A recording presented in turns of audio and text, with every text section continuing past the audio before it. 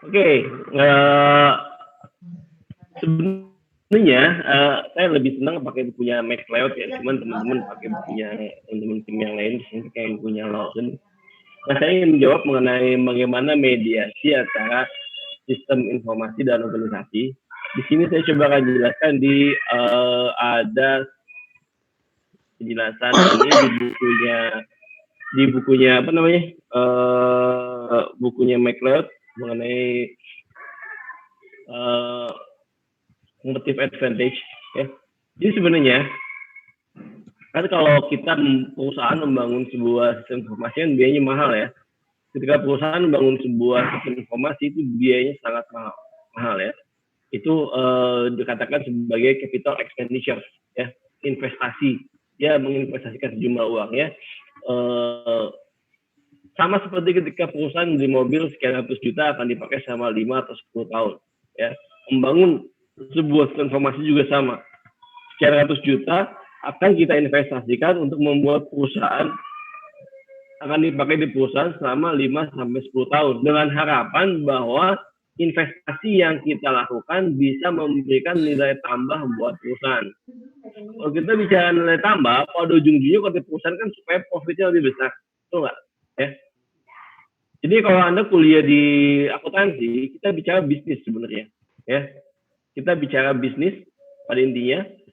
Kalau kita bicara bisnis, pada intinya adalah gimana caranya supaya profit perusahaan lebih besar, termasuk bikin income statement dan sebagainya. Nah, salah satunya kita bikin informasi adalah tujuan utamanya meningkatkan nilai kompetitif perusahaan supaya perusahaan jadi lebih efisien, lebih efektif, dan kata lain ya supaya profitnya jadi lebih besar. Ya, itu tujuan utamanya. Setiap Anda bikin perusahaan pasti tujuannya pengen cari untung, ya kan?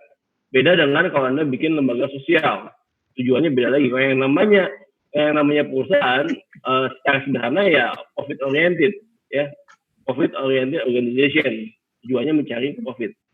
Nah, profit ini tidak bisa diciptakan dengan mudah, ya tidak bisa diciptakan dengan mudah. Kebanyakan perusahaan mungkin berujung kepada loss dibanding kepada profit. Artinya apa? Perusahaan bisa profit kalau dia bisa beroperasi dengan efisien dan efektif. Dia bisa membangun competitive advantage, ya itu. Salah satunya dengan adanya sistem informasi diharapkan perusahaan lebih efisien, ya, dapat lebih efisien itu. Makanya judulnya IS and Organization. Harusnya IS ini bisa membuat organisasi berjalan dengan lebih baik. Harusnya ya. Nah, gimana cerita yang bisa seperti itu? Ini coba saya akan jelaskan dalam konsep general model of firm. Ya, sebentar.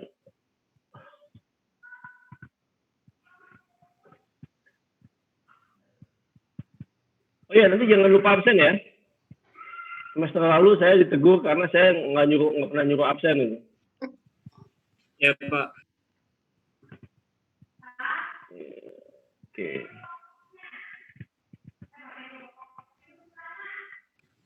Nah, ini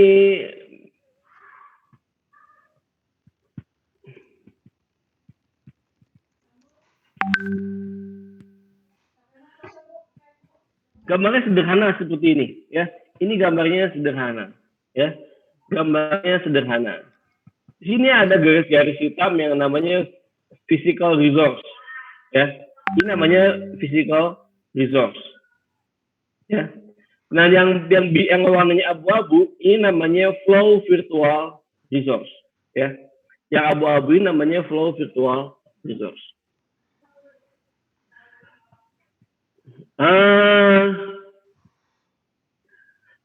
Coba ada yang berani menjelaskan hal ini, ya.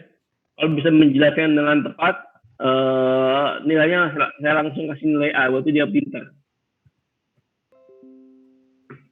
Silakan, ada yang mau jelaskan nggak mengenai gambar ini?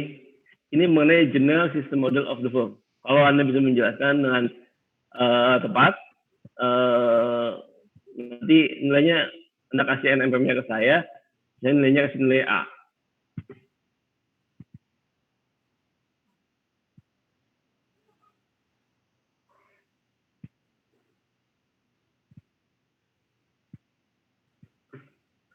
Ada?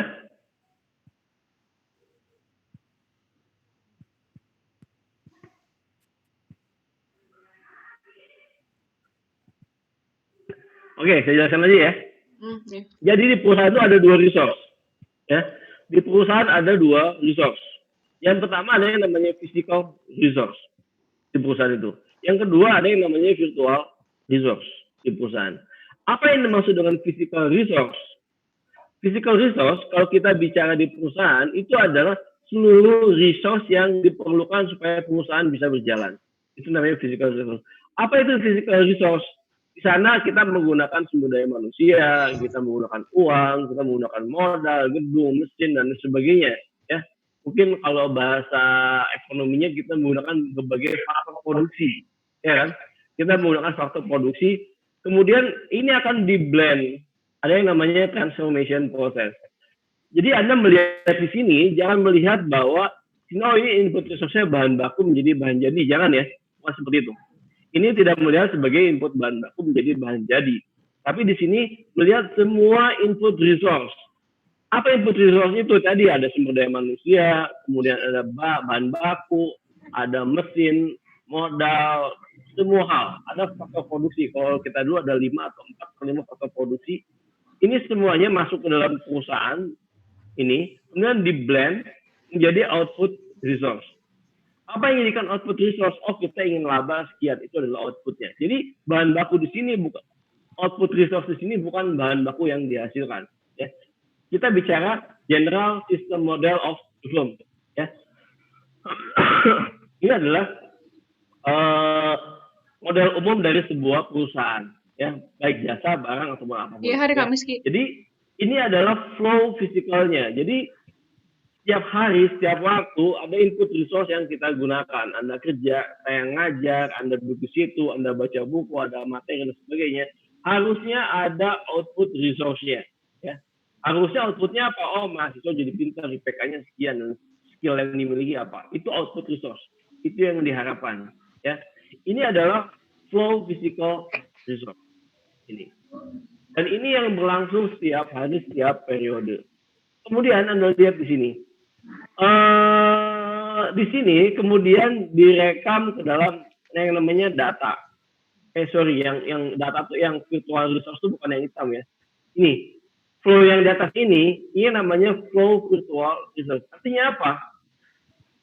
Hari ini ada tenaga kerja yang masuk, datanya ada. Ya. Hari ini bahan baku sejumlah unit dipakai, datanya ada bukti penambahan bahan baku dan sebagainya.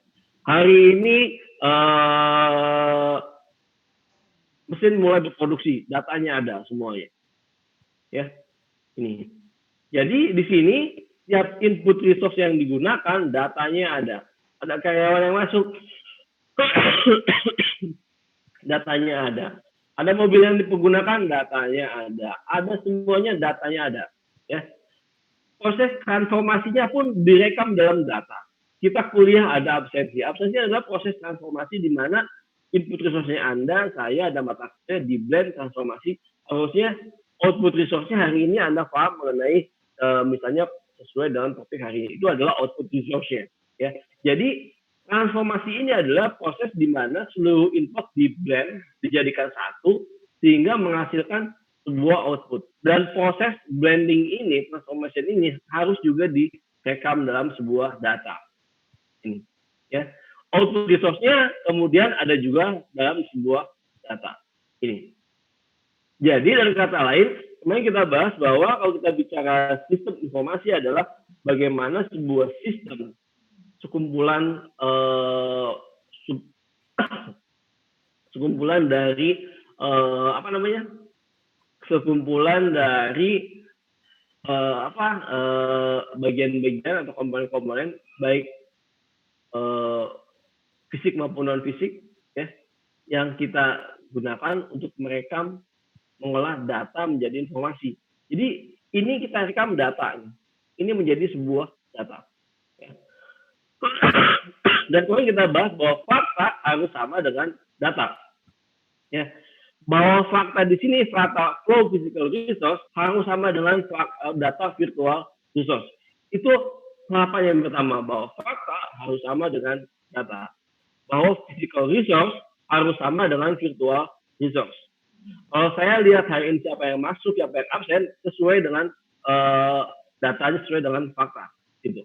Ya, ini bahwa nanti bahwa kita punya dua resource physical dan virtual, itu dua-duanya sama persis, nggak boleh berbeda. Kenapa? Karena yang akan kita kelola selanjutnya adalah informasi yang berdasarkan dari virtual resource ini, dari sini. Data ini kemudian akan diolah oleh information processor. Ini di sini. Information processor akan diolah. Oh, hari ini siapa yang masuk, siapa yang bekerja dengan baik, siapa yang tidak dengan baik, mesin mana yang beroperasi optimal, mana yang tidak, dan sebagainya. Semuanya akan diolah. Ini akan diolah di sini. Dan informasi ini akan disajikan bagi manajemen. Informasi yang dihasilkan akan disajikan bagi manajemen untuk mengambil keputusan. Keputusannya apa? Misalnya, hari ini berapa harus saya bayar gaji? Bahan baku apa yang harus saya beli hari ini? Bahan baku mana yang kurang? Ya, mesin mana yang beroperasi tidak bagus? Mana yang bagus? Itu keputusan bagi manajemen. Dan keputusan ini berdasarkan dari information processor. Ya, keputusan ini diambil berdasarkan informasi dari information processor. Dan information processor ini bekerja dari data yang masuk, ya, data yang masuk. Jadi kalau data yang masuknya garbage, keluarnya juga garbage. Ada istilah garbage in, garbage out. Ya, kalau kita bicara informasi, garbage in, garbage out.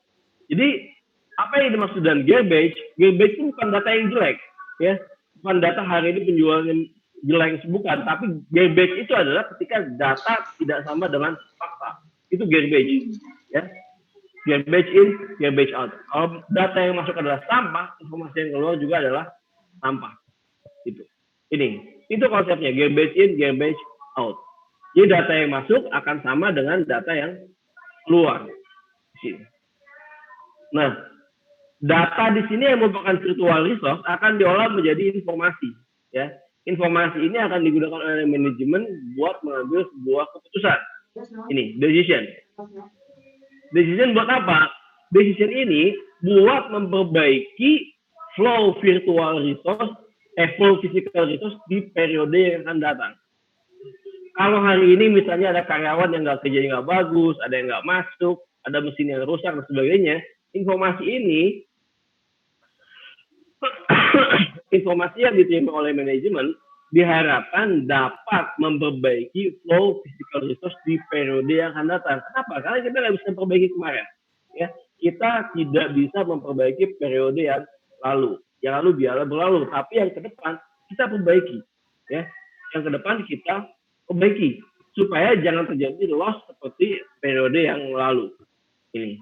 Jadi posisi sistem informasi dalam sebuah organisasi jelas bahwa kalau kita lihat organisasi itu adalah flow physical resource-nya, ya, itu adalah sebuah sistem dalam sebuah organisasi itu adalah flow physical resource. Dalam organisasi itu ada tenaga kerja dan sebagainya, bahan baku dan sebagainya.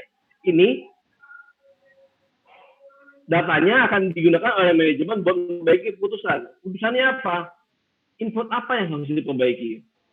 Ya, ada yang ditambah, ada yang dikurangi dan sebagainya. Kemudian bagaimana proses transformasinya? Apakah jelek atau bagus? Ya. Kemudian outputnya gimana, sesuai dengan yang diharapkan atau tidak? Itu. Ini. Harusnya ini sesuai dengan yang diharapkan semua inputnya. Kalau nggak ada masalah, ini sesuai dengan output yang ditargetkan, berarti nggak ada masalah. Tapi kalau tidak sesuai dengan target yang dibuat, ya, maka mungkin ada yang bermasalah di sini. Ya, ada yang bermasalah. Dan kita mengidentifikasi itu bukan dari virtual, bukan dari physical resource. Anda sebagai seorang direktur sebuah perusahaan, nggak mungkin mengawasi karyawan satu demi satu. Nggak mungkin. Ya kan? Anda nggak mungkin dalam satu waktu mengawasi karyawan, mengawasi gudang, mengawasi macam-macam, nggak mungkin. Ya. Apalagi perusahaan Anda sudah besar, itu sangat tidak mungkin. Tapi bagaimana cara Anda mengawasi perusahaan? Sama seperti main game, ya. Anda senang main game strategi, Anda lihat semuanya. Anda melihat kondisi perusahaan itu seperti ketika Anda bermain game, ya. Sehingga ada yang karena ada Rektor Binus bilang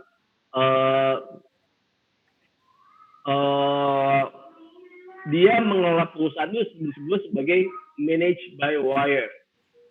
Jadi lihat si A ini lagi kerja atau enggak, hari ini kuliah atau tidak dan sebagainya, materinya bagus, semuanya melalui kabel. Dia tidak mengontrol ke setiap kelas, tapi dia bisa mengakses setiap kelas di sini, Zoom ini misalnya. Harusnya, kalau menurut saya ya, kalau kuliah kita seperti ini ya harusnya fakultas menyediakan Zoom berapa kelas, ya, menyediakan Zoom berapa kelas, dan setiap kelas dibuka, yang mengatur jadwal adalah kampus. Harusnya ya, menurut saya idealnya, yang mengatur jadwal kampus, semuanya yang mengatur kampus, dan ketika di situ juga ada pengawas dari kampus, ya, dari dekanat atau dari prodi, sehingga dia bisa lihat apakah si dosen ngajar dengan baik atau tidak, apakah si mahasiswa belajar dengan baik atau tidak. Jadi bisa ketahuan yang salah itu siapa sebenarnya, apakah dosennya atau mahasiswanya. Karena sebaik apapun saya ngajar, kalau mahasiswanya nggak mau belajar nggak bisa. Sama sebaliknya, ya. Ketika Anda mau belajar tapi dosennya nggak benar, mungkin nggak akan optimal juga hasilnya, ya. Gitu. Jadi datanya semuanya harus jelas. Datanya. Kalau semuanya direkam di Zoom-nya direkam, semuanya direkam semuanya, itu jauh lebih efektif buat manajemen kampus dalam mengawasi jalannya kuliah, apakah benar atau tidak. Ini. Jadi itulah kenapa sebuah sistem informasi bisa membuat sebuah perusahaan bisa lebih efisien dan lebih efektif, ya, melalui sebuah sistem informasi. Kenapa? Karena sistem informasi ini merupakan gambaran dari flow physical resource, gitu. Dan ketika Anda membuat sebuah sistem informasi adalah Anda membuat sebuah sistem yang bisa mengcapture flow physical resource, di mana flow physical resource adalah sebuah data, sebuah fakta, ya, sebuah fakta direkam menjadi sebuah data. Ini, itu bagaimana sebuah sistem informasi ada. Kemudian bagaimana dia bisa meningkatkan performa, bisa meningkatkan kinerja, tadi decision ini loh, ya. Decision ini yang bisa membuat flow physical resource jadi lebih bagus. Kenapa? Kalau ada masalah bisa deteksi di awal. Contohnya laporan keuangan. Anda sudah belajar buat income statement, ya. Ada laporan keuangan bulanan. Manfaatnya buat apa sih laporan keuangan bulanan itu? Laporan keuangan bulanan dibuat misalnya bulan Januari. Klik informasi. Tanggal 31 Desember, tinggal klik, muncul laporan keuangan. Laporan keuangan bulan Januari loss. Berarti ada yang harus diperbaiki, kan? Kalau loss berarti apakah ada yang salah di input resource-nya? Apakah ada yang salah di transformation prosesnya? Itu. Bulan Februari, loss-nya bisa diminimalisir. Februari ada informasi lagi, loss-nya semakin kecil. Dicek lagi mana yang salah. Ya kan? Maret, udah nggak loss. Tapi coba, kalau Anda laporan keuangan hanya laporan keuangan annual, tahunan. Dia nggak tahu bahwa Februari itu loss, Januari loss, Maret loss, April loss. Ketika akhir tahun, perusahaan bangkrut. Itu gunanya sebuah informasi, ya. Dan laporan keuangan itu adalah informasi yang dihasilkan dari sebuah sistem informasi, ya. Informasi yang dihasilkan dari sebuah sistem informasi, namanya laporan. Salah satunya adalah laporan keuangan. Jadi informasi ini digunakan buat apa? Buat decision. Jangan sampai Anda mengambil sebuah decision tanpa sebuah informasi yang bagus, ya. Yang pertama. Kemudian jangan sampai Anda mengambil sebuah informasi dari data yang salah. Gitu. Makanya penting sekali bahwa konsep bahwa fakta harus sama dengan data. Itu konsep yang pertama. Kemudian data diolah menjadi sebuah informasi. informasi yang akan digunakan oleh manajemen buat mengambil sebuah keputusan. Ya. Terus kemudian kenapa di sini ada yang namanya standar? Ya. Kenapa ada yang namanya standar? Kenapa manajemen harus memiliki standar? Standar di sini adalah kemampuan yang dimiliki oleh seorang manajer. Ya. Standar itu gimana? Kalau misalnya yang dikatakan standar itu bukan 1 meter adalah 100 cm, bukan itu ya, itu standar buat anak SD. Tapi buat seorang manajer, standar itu bukan seperti itu. Misalnya gini, bahwa stok bahan baku harus minimal 100 unit. Kalau sekarang stoknya ada 90, berarti harus berapa saya beli? Ya, berapa stok ideal yang harus saya punya? Ya, karyawan ini harus kerja seperti apa? Gitu. Jadi standar itu adalah knowledge yang dimiliki oleh seorang manajer sehingga dia bisa mengelola informasi ini. Dan informasi ini Anda lihat ada tanda panahnya antara standar dengan informasi dan standar dengan manajemen. Artinya apa? Manajemen akan membandingkan standar yang dia miliki dengan informasi yang dia miliki. Kalau standar yang dia miliki menyatakan bahwa ini informasi ini ada gap antara informasi dengan standar yang harusnya, gitu. Berarti ada masalah. Misalnya, laba sekarang seharusnya adalah laba bulan Januari harusnya 1 miliar. Ternyata cuma 100 juta. Berarti ada gap antara standar dengan informasi. Ya kan? Dengan informasi yang biasanya ada gap. Nah, gap ini dijadikan dasar buat menganalisa apa yang salah. Itu. Dari gap ini. Nah, tidak semua manajer memiliki standar yang sama. Ya. Anda sebagai mahasiswa S1 nanti diposisikan Anda kan sebagai pengambil sebuah keputusan di posisi manajer, ya, memanage. Artinya apa? Anda sebagai lulusan S1 kan bukan sebagai kasir tujuannya, bukan sebagai teller, ya. Anda belajar seperti SIM, belajar DBMS, nanti belajar macam-macam yang pusing-pusing. Tujuannya apa? Meningkatkan kualitas standar pola pikir Anda. Gitu. Sehingga Anda bisa menganalisa, kalau ada informasi ini, analisa saya seperti apa? Gitu. Begitu ada informasi yang masuk, analisanya seperti apa? Semakin bagus standar Anda, maka keputusan Anda akan semakin bagus. Ya. Tapi kalau Anda nggak punya standar yang bagus, sebagus apapun informasi yang Anda hasilkan, Anda tidak akan bisa membuat keputusan yang bagus. Ya. Tidak semua orang memiliki standar yang bagus. Tidak semua orang di perusahaan jadi manajer. Tidak semua orang jadi direksi. Ya kan? Orang-orang yang pintar memiliki standar pemikiran yang bagus, dia bisa jadi posisi di manajer, jadi manajemen. Kenapa? Karena dia akan mengambil sebuah keputusan, ya. Karena dia akan mengambil sebuah keputusan di sini. Jadi di sini penting sekali Anda memiliki standar yang bagus, ya. Ini penting sekali. Apa yang dimaksudkan standar yang bagus? Ini bisa diperoleh dari dua. Anda bisa diperoleh dari experience, bisa diperoleh dari sisi knowledge, ya. Bisa dari experience, bisa dari knowledge.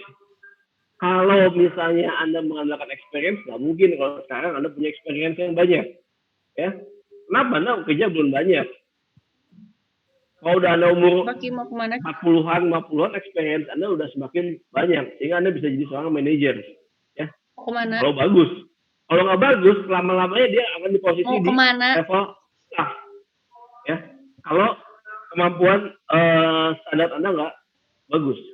Tapi ada juga yang begitu lulus dia di perusahaan udah diprogram untuk jadi seorang calon manajer MT, namanya program management manager trainee. Itu artinya apa?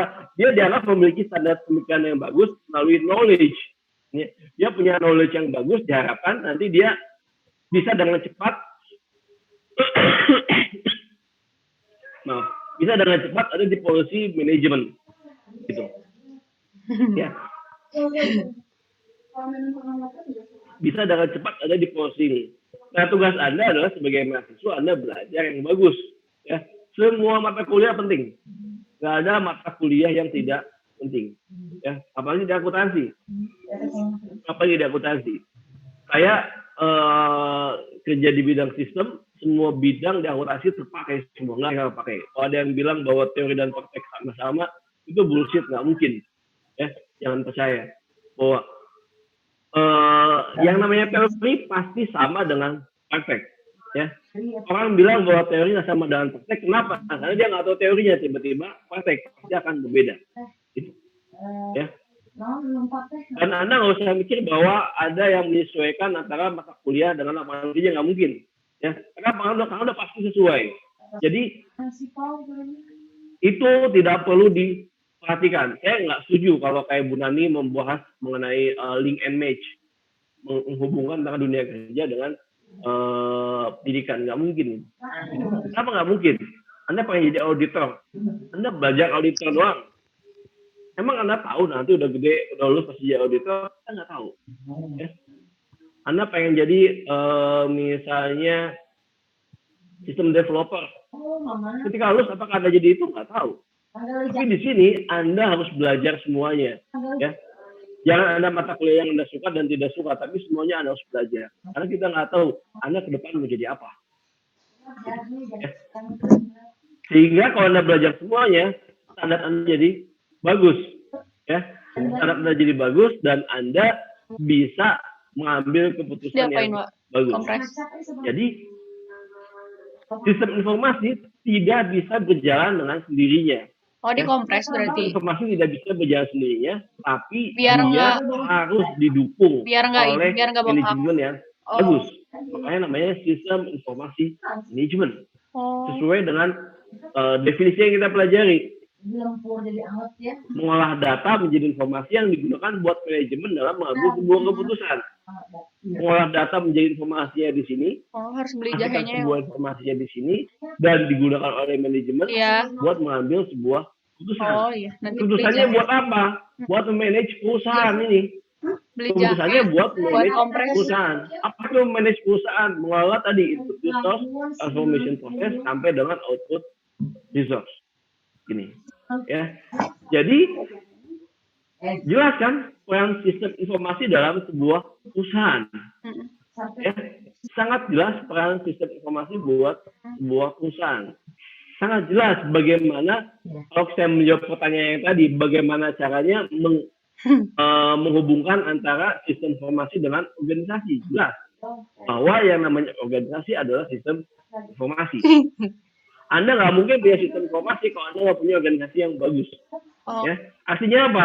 Kita harus memperbaiki dulu flow physical resource-nya. Ya. Kalau ininya jelek, ininya pasti jelek. Ya. Ininya pasti jelek. Kenapa banyak yang menginvestasikan di sistem informasi dengan biaya yang mahal dan berujung kegagalan? Kenapa? Karena dia melihat bahwa dia pikir bahwa dengan adanya sistem informasi yang bagus bisa mengubah flow physical resource.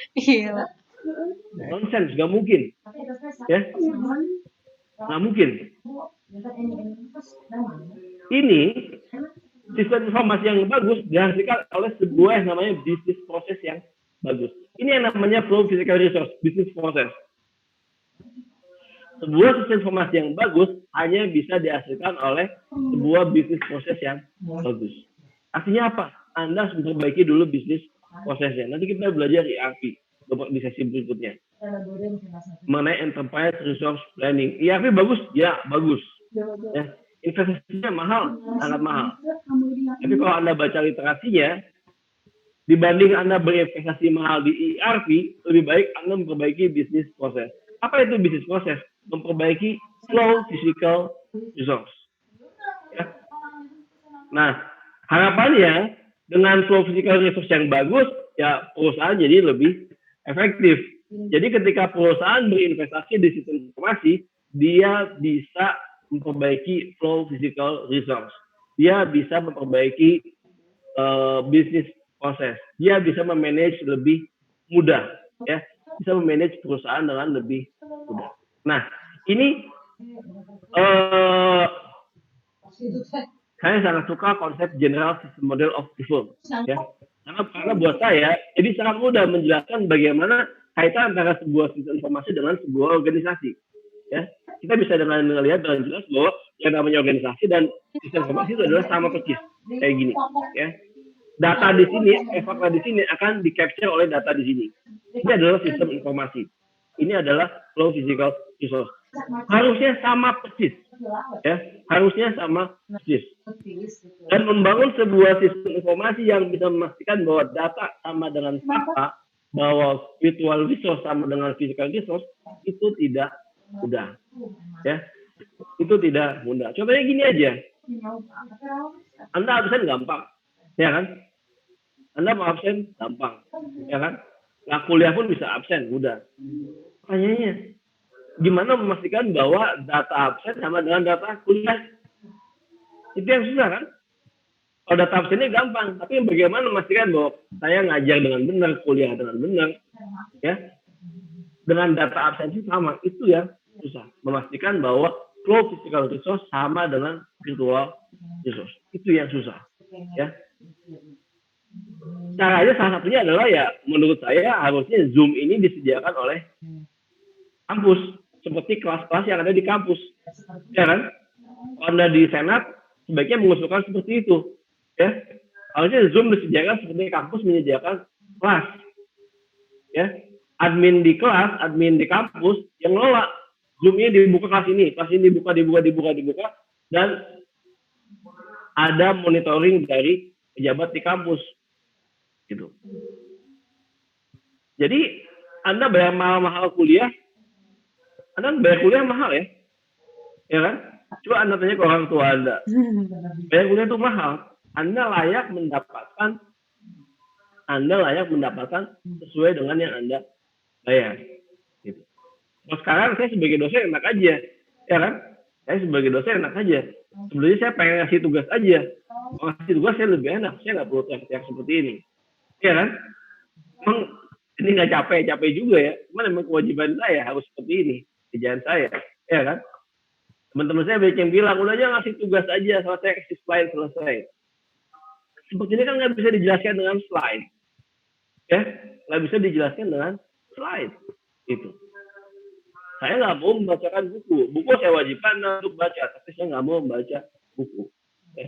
Saya akan menjawab apa yang Anda tanyakan, ya. Kalau membacakan buku boring banget, saya sangat nggak suka untuk bacakan buku, ya. Makanya saya sangat mengharapkan Anda untuk baca buku, karena saya nggak mau membacakan buku.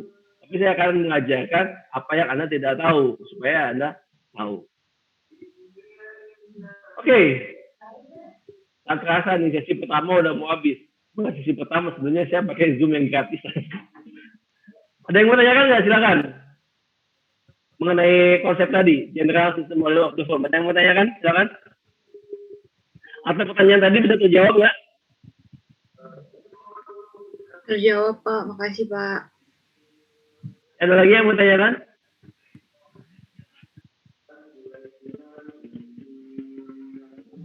Nggak ada? Nah, untuk jawab satu pertanyaan aja satu sesi 40 menit. Nanti ini saya close dulu. Saya buka sesi yang baru nanti ya. Bentar ya. 5 menit lagi ya. Oke, tutup dulu ya. Iya.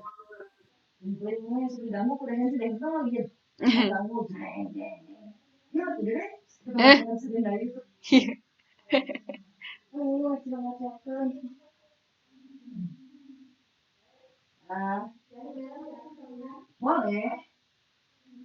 Apa ada yang orang juga?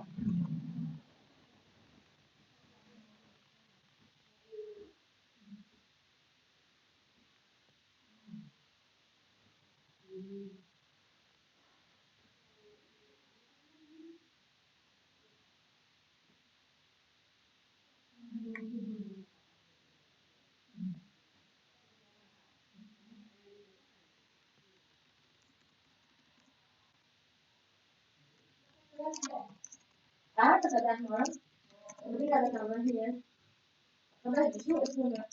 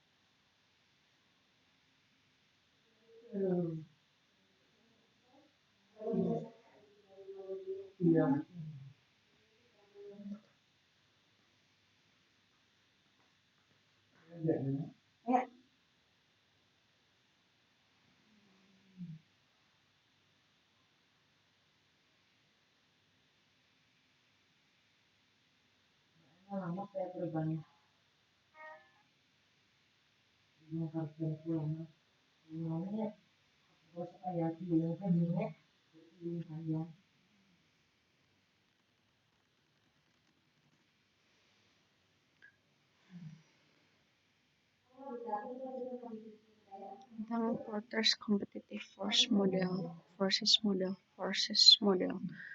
Porter's competitive forces model.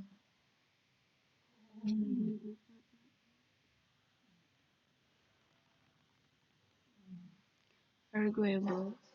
The most widely used model for understanding competitive advantages is Michael Porter's. This model provides a general view of the firm, its competitors, and the firm's environment.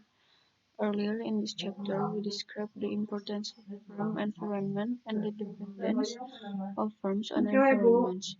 Porter's model is all about the firm's general business environment. In this model, five competitive forces shape the fate of the firm.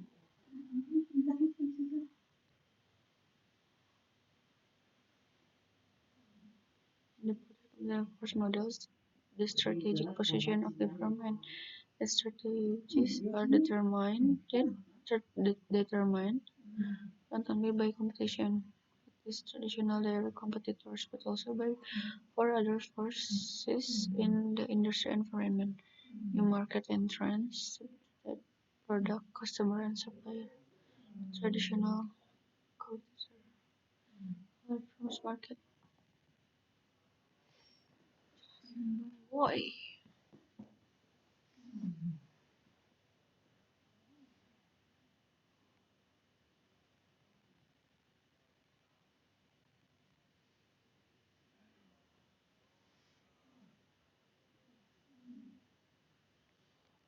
Apa ya?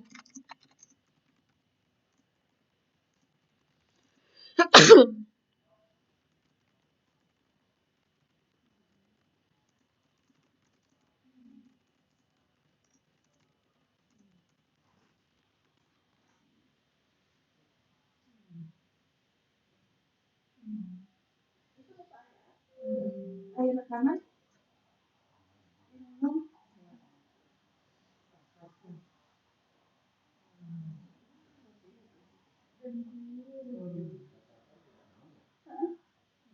Ya kalau sampai sudah dari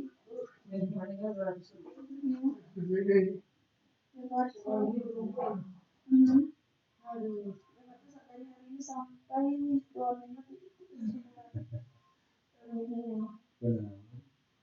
minggu oh sudah ini tubuh di rumah sakit mah nah dia datang keluar di kamar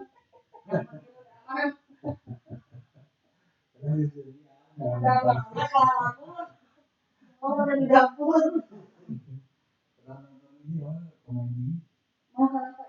mau kelapa biasa buka YouTube aja biar komedian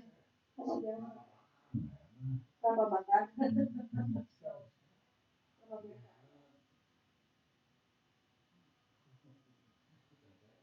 bisa dikirim oleh tekan nyari langsung diangkat gitu.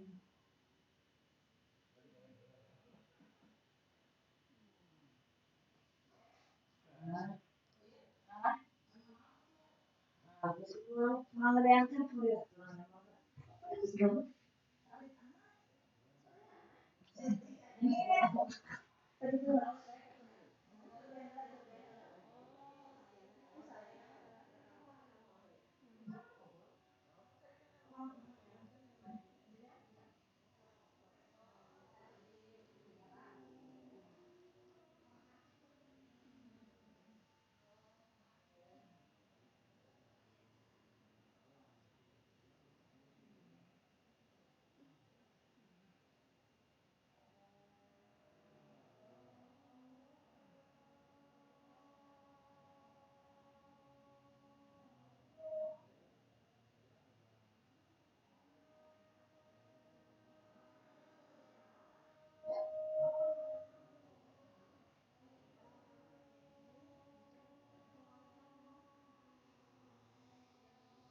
si bapak ini mah. Harusnya kan 10.30 kita masuk kelas. Jam 11 baru on. Terus sekarang harusnya disambung lagi, nggak ngasih link lagi. Ya udah.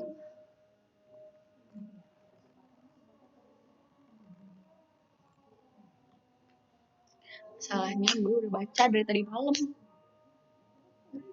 Rugi karena tidak ada kesempatan untuk bertanya. Itu untuk cara mendapatkan nilai di saat pandemi seperti ini.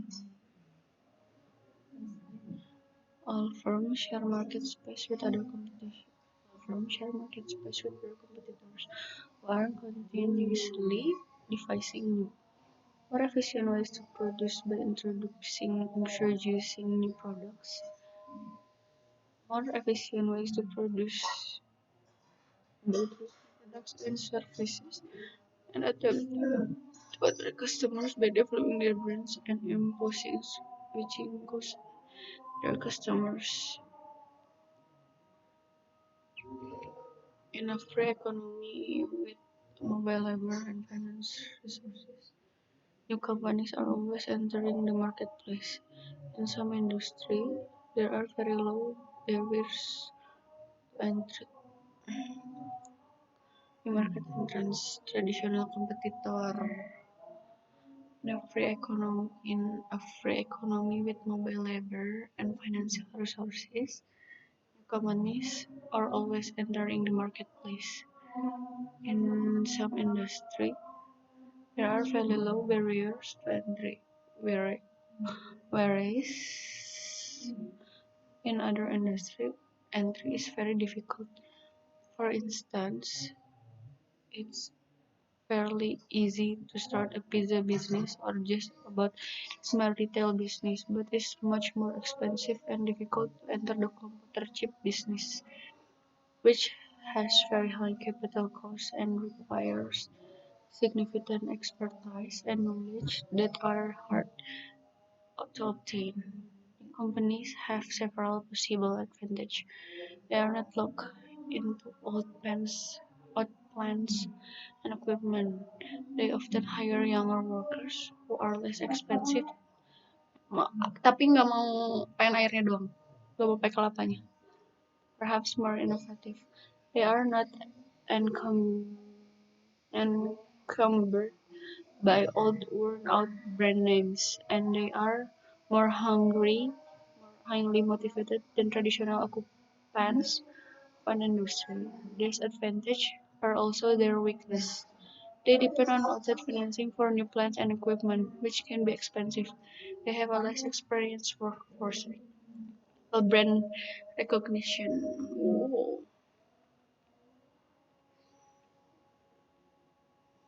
Kadang ada yang bahasa Inggrisnya teh mudah dipahami, kadang juga ada yang hese pisan. Gak kebayang kayak anak-anak biologi punya bahasa Inggris. Muntah.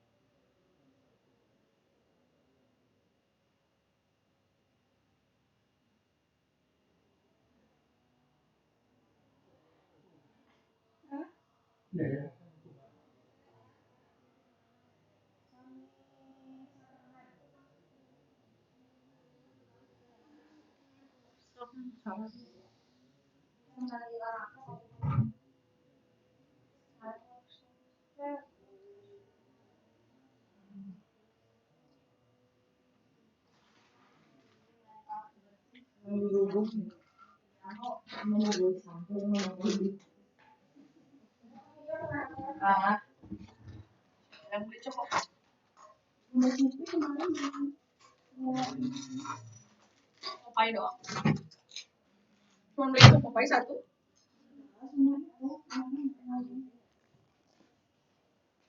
Nah, cokopai.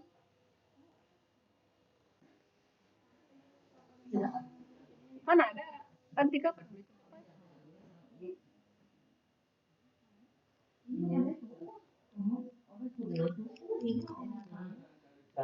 Substitute product and services. In just about every industry, there are subtleties that your customer might use in your prices become too high not to experience new subtleties all the time. Ethanol kecil for gasoline.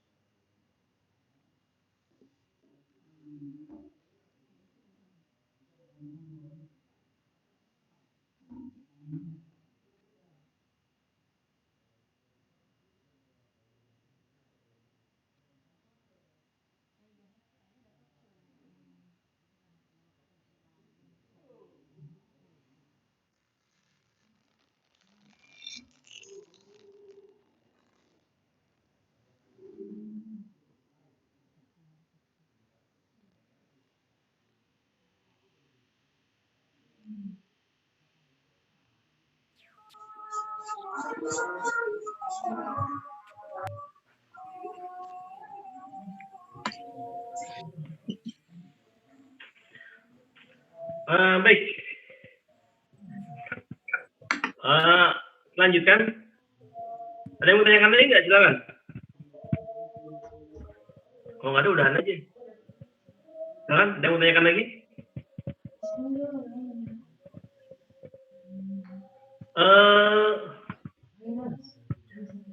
Nah, ini ada.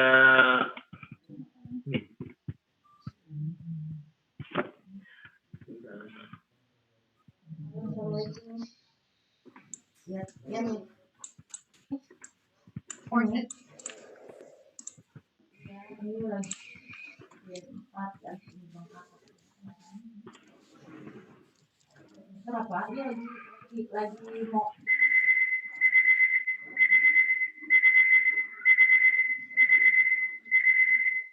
kita hari ini. Kenapa nih?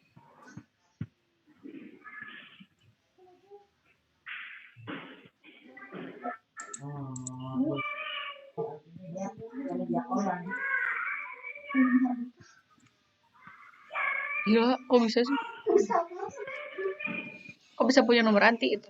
Oke. Nih. Ada yang namanya dimension of competitive advantage, ya. Di sini yang namanya disinformasi harus bisa membantu membangun yang namanya competitive advantage, ya. Membangun advantage ini ada yang namanya strategic advantage, fundamental effect in shaping the firm's operation. Kemudian ada tactical advantage when the firm implement strategy better than its competitors. Kemudian operational advantage deals with everyday transaction and process. Ya. Jadi advantage ini kalau frame-nya tadi kita punya sebuah sistem informasi yang bisa menangkap seluruh flow physical resource dengan baik, sehingga virtual resource kita bisa punya virtual resource yang bagus, kita bisa mewujudkan strategic planning perusahaan dengan baik. Ya. Kenapa? Karena kita bisa tahu bahwa kalau perusahaan punya strategi usaha, kita tahu posisi kita sekarang di mana. Ya. Posisi kita di mana sekarang, nanti bisa menyesuaikan dengan mengetahui bagaimana posisi kita dengan strategic planning perusahaan. Ya, ini. Karena nanti dalam mata kuliah DBMS, di salah satu topiknya adalah inline IS with strategic planning perusahaan. Yang harus inline antara strategic planning perusahaan dengan IS yang kita pilih harus inline. Ya. Jadi IS itu bukan hanya meng-capture sebuah fakta yang ada pada saat ini, ya, bukan hanya itu, tapi harus bisa mensupport strategic planning perusahaan. Kalau kita bicara strategic planning, itu kita bicara strategi perusahaan jangka panjang, ya, itu namanya strategic planning. Dan IS yang kita punya sekarang harus bisa mensupport itu, ya. Makanya dibilang bahwa membangun sebuah informasi adalah capital expenditures, ya. Itu adalah belanja capital. Kalau capital expenditure itu masa manfaatnya bukan cuma 1 bulan, bukan cuma 1 tahun, tapi kita belanja untuk masa manfaat 10 tahun misalnya. Artinya apa? Kalau kita bicara 5 tahun, 10 tahun, itu udah bicara strategic planning perusahaan. Ya. Jadi ketika Anda membangun sistem informasi manajemen, Anda harus tahu bagaimana strategic planning perusahaan. Strategic planning perusahaan ini diterjemahkan ke dalam sistem informasi yang Anda desain. Itu. Ya, sehingga ya tadi kita punya yang namanya strategic advantage, kemudian kita juga punya tactical advantage when the firm implement strategy better than its competitors. Ya, kalau kita tahu posisi kita dengan persis, ya, tahu posisi kita dengan persis, maka kita bisa berjalan dengan lebih baik. Kalau saya dengar, saya penonton filmnya James Bond yang lama, yang sebelum yang sekarang, penjahatnya bilang apa? Information is everything. Gitu. Penjahatnya bilang seperti itu. Information is everything. Gitu. Jadi kalau Anda punya informasi, Anda bisa mengerjakan semuanya dengan enak. Contohnya aja ini, Anda punya informasi mengenai soal ujian. Anda ngerjain ujian gampang nggak?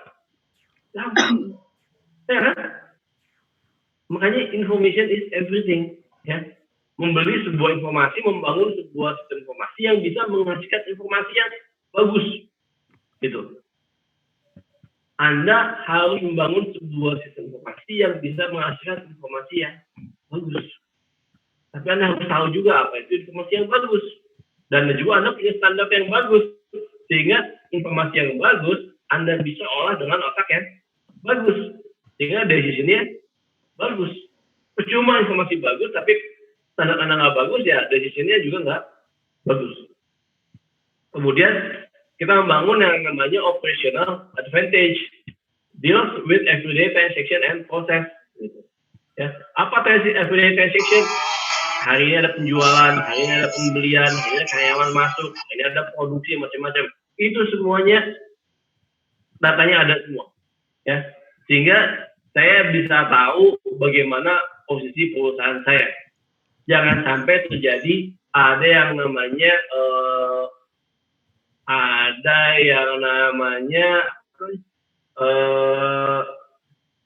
corporate amnesia. Atau apa namanya? Corporate amnesia, nggak salah ya namanya. Corporate amnesia itu apa? Kita nggak tahu bagaimana kondisi perusahaan saya, ya. Berapa stok saya, berapa karyawan yang masuk, saya nggak tahu poin saya, namanya corporate amnesia. Itu. Ketika sebuah perusahaan tidak tahu bagaimana kondisi perusahaan dia. Ya. Nah, itu jangan sampai terjadi. Makanya kita membangun sebuah sistem informasi. Dan kita nggak mengandalkan ketika kita membangun sebuah sistem informasi, kita tidak mengandalkan individual. Kita membangun sistem ini tidak mengandalkan individual. Ya. Mungkin ada dosen yang ngajarnya bagus, ya, karena dosen itu ngajarnya memang bagus, dia memang berdedikasi, ya kan? Tapi itu bukan sebuah sistem yang bagus, ya. Sistem yang bagus itu apa? Kampus mendesain supaya kelas berjalan dengan baik, ya. Dia mengontrol, semuanya dikontrol oleh kampus, dia kelas bisa berjalan dengan baik. Itu yang namanya ketika kampus kita punya sistem informasi yang bagus, ya. Kalau kampus nggak punya sistem informasi yang bagus, saya mengandalkan misalnya kebaikan saya, saya mau mengajar di SKS dengan tepat waktu, itu bukan sebuah sistem yang bagus. Tapi sistem yang bagus adalah dia bisa memberikan reward and punishment yang bagus ketika ada dosen yang kerjaan bagus, ada dosen kerja yang nggak bagus. Ada negative compensation, ada positive compensation. Jadi kaitannya banyak-banyak. Kaitannya kalau kita bicara sistem, ini ngait ke banyak hal. Ketika Anda bicara kompensasi, itu dibahas di mata kuliah manajemen kontrol sistem, ya. Makanya saya termasuk salah satu orang yang nggak setuju dengan kurikulum merdeka, ya. Kenapa? Karena akuntansi itu semuanya bagus. Anda ambil mata kuliah pengembangan sistem. Ketika saya bilang ada yang namanya compensation, Anda harus belajar di mata kuliah admin, itu. Nggak ada di mata kuliah sistem, ya. Gitu. Jadi akuntansi itu udah satu kesatuan yang senior kita, dosen senior kita mendesain dengan sangat bagus. Kemudian sekarang diacak-acak gitu. Ya. Saran saya, kalau Anda ngambil mata kuliah, ambil mata kuliah kurikulum yang lama. Ya. Jangan ambil kurikulum merdeka. Kenapa? Anda nggak tahu kerja di mana gitu. Anda tertarik di bidang auditing. Emang Anda pasti menjadi auditor? Belum tentu juga. Dan saya kasih tahu aja. Lulusan akuntansi paling jadi auditor selama 2 tahun. Setelah itu dia kerja di bidang yang lain. Karena auditor bukan bidang yang menyenangkan ya. Tapi lowongan kerjaan di bidang auditor itu paling besar dan gajinya paling besar. Gitu. Tapi kerjaannya paling capek. Gitu. Jadi saran saya, jangan ambil kurikulum merdeka, ambil kurikulum yang lama. Itu udah sangat bagus, ya. Kenapa? Karena saya kayak mengajar sistem, saya nggak bisa ngelepas dari mata kuliah yang lain. Nanti kita bisa bicara sistem produksi, itu mata kuliahnya AKBI kaitannya, akuntansi biaya. Nggak dibahas di mata kuliah sistem, tapi sangat berkaitan dengan akuntansi biaya. Gitu. Kalau Anda membangun sistem yang ada kaitannya dengan pajak, itu dipelajari di mata kuliah pajak. Tapi kita bicara sistem, ada kaitannya dengan pajak, ya. Jadi semua mata kuliah saling berkaitan. Itu di akuntansi. Bedanya dengan di mata kuliah di prodi manajemen atau SP itu masing-masing berdiri sendiri. Di akuntansi itu semuanya kesatuan. Kita mempelajari sebuah perusahaan, ya. Kita mempelajari jalannya bisnis sebuah perusahaan. Dan Anda harus mempelajari seluruh aspek dalam perusahaan itu. Dan itu udah ada di kurikulum yang sama. Ya, itu saran saya ya. Tapi kalau Anda punya interest tertentu ya silakan. Nah, kemudian ini saya mau bahas. Nanti kita akan bahas knowledge management. Nah, kalau kita bahas apa itu informasi yang bagus, ini kita bicara ada relevansi, ada akurasi, timeline, ada completeness. Ya, ini sama seperti yang kita bahas di pertemuan pertama. Jadi kita membuat sebuah sistem informasi yang bisa menghasilkan informasi yang bagus. Anda juga harus tahu apa itu informasi yang bagus. Bukan hanya hafal ya, tahu bagaimana mengimplementasikan apa yang dimaksud dengan dimension of information. Ya. Ini penting sekali. Jadi kalau Anda belajar benar-benar, ya, kalau Anda belajar benar-benar, Anda tuh lulus sudah luar biasa, ya. Anda lulus sudah luar biasa, ya. Anda benar-benar tahu, ngerti ya, di semua mata kuliah, Anda lulus jadi orang yang luar biasa. Ya. Saya juga baru sadar setelah saya lulus. Dulu waktu kuliah saya juga nggak sadar bahwa akan seperti itu. Ya. Jadi penting sekali Anda untuk belajar dengan benar. Ya. Itu penting sekali. Jangan sia-siakan ya 3 atau 4 tahun sekarang Anda mengorbankan nanti sisa hidup Anda. Ya. Oke. Saya rasa ini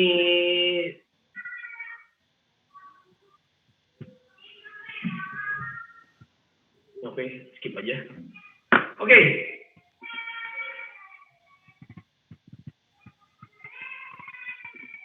Sampai sini, ada yang mau tanyakan nggak? Silakan. Mengenai IS and organization, kaitannya dengan strategic planning, terus kemudian bagaimana dia bisa meningkatkan performa organisasi. Ujungnya adalah kita membangun sebuah informasi, gimana caranya supaya kita bisa meningkatkan performa perusahaan. Ya. Bukan gaya-gayaan, ya, bukan gaya-gayaan. Kita berinvestasi di bidang IS ini tujuannya adalah supaya perusahaan lebih efisien, lebih efektif, dia bisa meningkatkan kompetitif perusahaan. Itu tujuan kita berinvestasi. Tujuan kita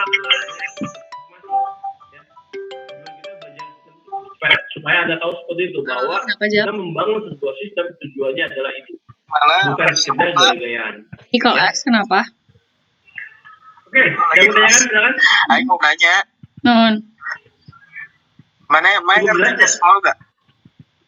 Jelas ya? Lumayan. Makanya Anda baca Kenapa? sendiri. Kalau disuruh tugas nih, disuruh nyari cash flow-nya satu perusahaan kayak misalnya McD gitu, satu brand. Nah, itu harus ngejelasin apanya sih yang dimaksud ngejelasin cash flow tuh?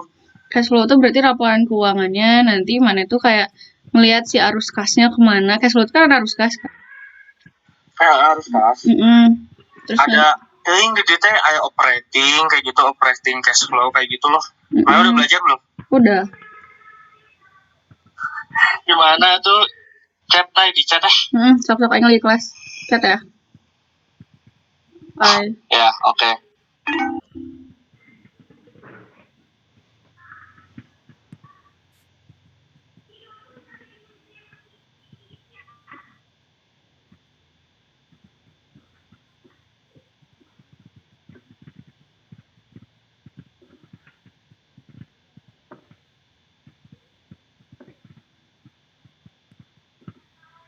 Anda udah ngambil mata kuliah TIA nggak nih?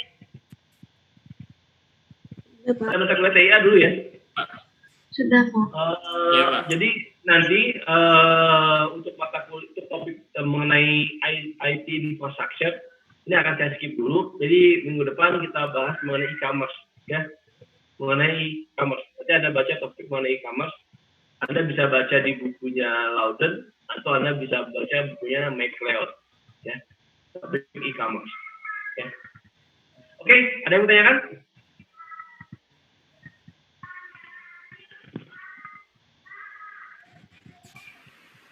Cukup jelas. Silakan, ada yang mau tanyakan?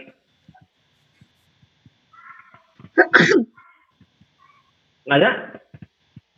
Kalau nggak ada, saya rasa kuliah hari ini cukup sekian. Jangan lupa absen nanti ya. Jangan lupa di absen. Baik, Pak.